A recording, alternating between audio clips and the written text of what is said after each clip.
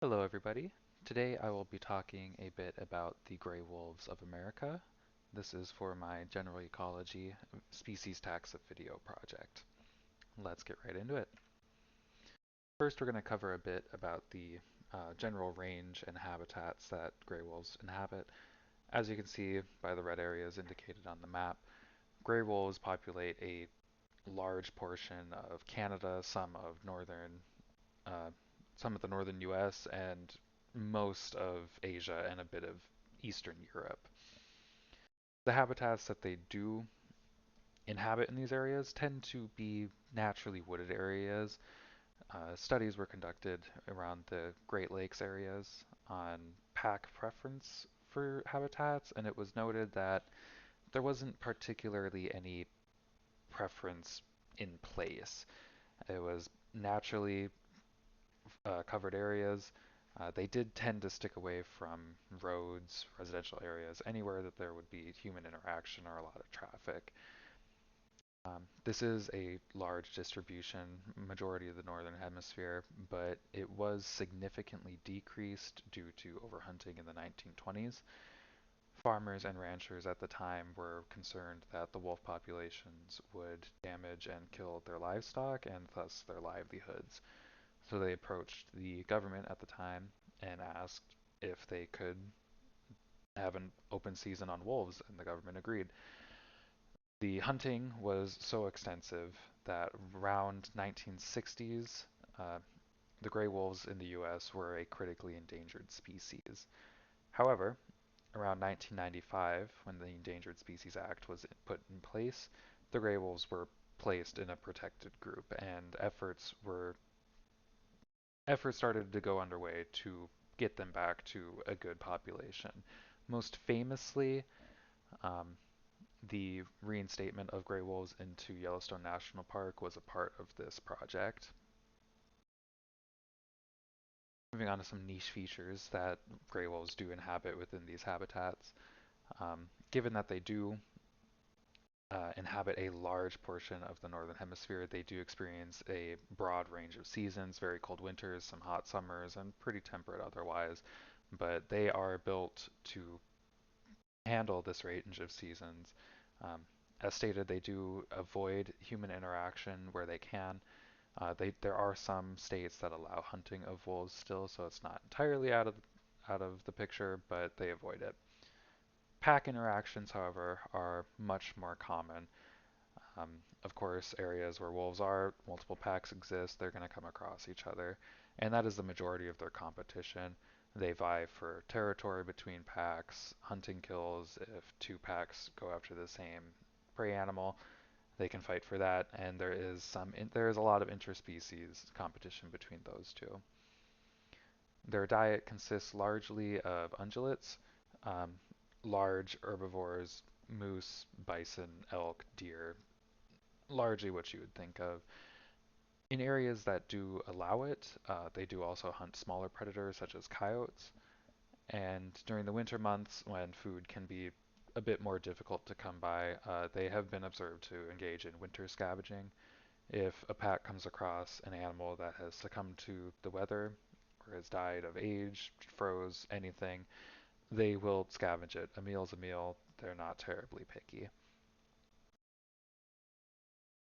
Moving on to some life history now. We're going to look at largely at reproductive habits within packs. Typically, there is just one breeding pair per pack is what has been observed. Litter size from this breeding pair is affected by many factors, however. Um, the mother's body mass is the major factor to consider when determining litter size. Of course, if the mother has a higher body mass, more energy can be expended on reproducing and getting a larger litter size or producing multiple litters at within the same breeding season. Pack size can also affect litter size. The general population, as it increases, the litter size will decrease. It's kind of an inversely proportional aspect. As population size does increase, it can lead to difficulties finding enough prey to feed the large pack. It can lead to difficulties with disease outbreaks such as parvo or distemper that can kill some of the pack, as well as some of the pups who are, of course, less um, are not as developed and can defend themselves from such things. And prey availability ties back into the mother's body mass. If there's not enough prey in the area, the mother isn't going to get as much food, not not as much energy to dedicate to reproduction. Tying back into the one breeding pair per pack idea, a lot of people tend to associate wolves with something like an alpha mentality. That idea is actually outdated, and the scientist who first went to study wolf packs and their interactions and coined this alpha mentality, the most dominant male, most dominant female, the ones breeding, and everyone is subservient to them, actually discredited his own findings. There is not a dominant pair within the pack. Typically, packs are familial, and the quote unquote dominant pair are just mom and dad.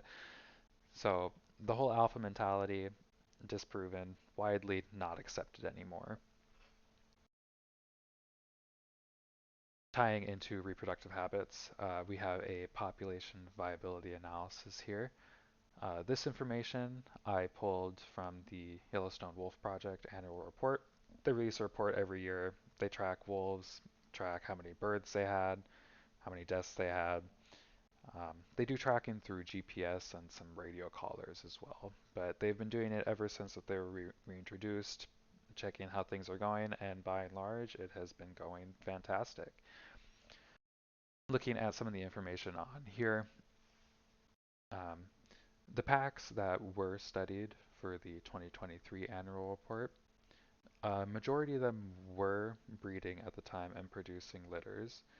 The smallest litter for 2023 was only 2 pups to a pack of 3 adults, and the largest litter size was 17 pups to a pack of 8 adults. So they have a wide range. Of course, more adults could potentially lead to more pups. But overall, they also look at survival rate in this annual report, and it was noted that roughly 79% of the pups do live to adulthood, do live past the first year, and thereon, as they get older, survivability does increase as they become more autonomous.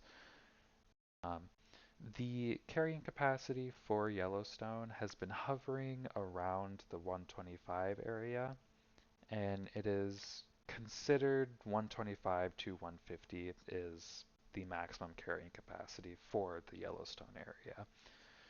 So as you can see by the analysis on the graph, um, their birth rates, their survivabilities are more than enough to outweigh any deaths that do occur. There were 17 deaths that occurred in 2023 that were noted. A majority of them came from hunting. Montana does have a wolf season, and I believe 9 of the wolf deaths that were recorded came from hunting. A few of them did come from pack interactions, and some of them were even killed in hunting for prey. But by and large, the wolves have more than enough births to overcome any deaths that do occur, so they're holding on pretty strong. Looking into the community structure now, as I mentioned early, wolves are an apex predator. They lack natural predators. They even consume some of the smaller predators in their area. Uh, Typically, they are only secondary consumers going after the larger herbivores in the area, such as elk or bison, but they can become tertiary consumers if they do have secondary predators such as coyotes in the area. But by and large, they are the apex predator. Nobody messes with them. They are at the top of the food chain. And through that interaction, they actually can balance an ecosystem by being an apex predator. It was noted in Yellowstone that after wolves had been run out, driven nearly to extinction before they were reintroduced, um, the herbivores, such as elk, were overgrazing on grasses, willows, and aspens, and that led to a trophic cascade further down the line. The herbivores were overgrazing. The plants themselves couldn't keep up with the grazings, and it actually led to riverbeds eroding. Beaver dams no longer could keep up, so dammed areas and swamps became streams and led to a decrease in biodiversity further down the line. So now, with wolves reintroduced, there has been a noted increase in willow, aspen, and grass. Streams are becoming stronger, more resistant to erosion, and there has been an increase in biodiversity further down the line with mice, voles, songbirds, all those guys.